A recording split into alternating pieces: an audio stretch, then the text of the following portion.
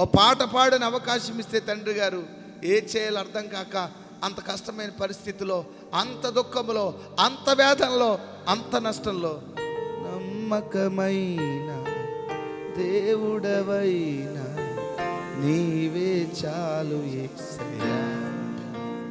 నేనేమయ్యున్నా, ఏ స్థితిలోనున్నా నేనేమై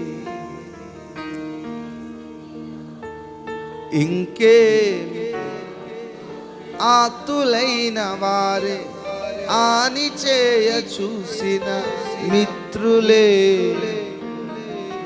సాయము చేసే నీవు నాకుంటే,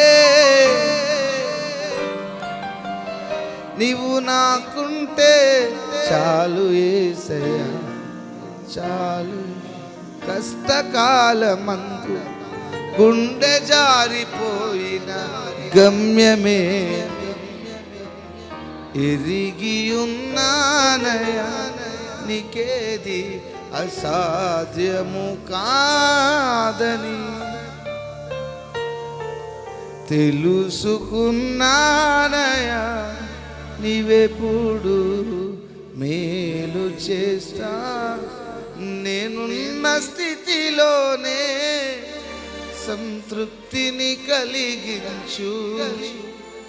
ఏమున్నా లేకున్నా నీ కొరకే బ్రతికించు.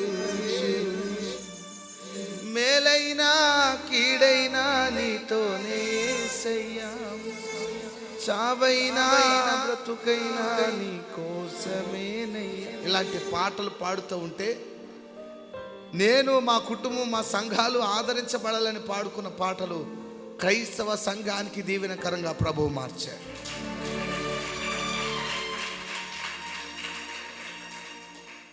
ఆ పాటలు ఈనాటికి ప్రజల మధ్య పాడుతుంటే ప్రభువు వారికి ఆదరణ కలిగిస్తున్నాడు.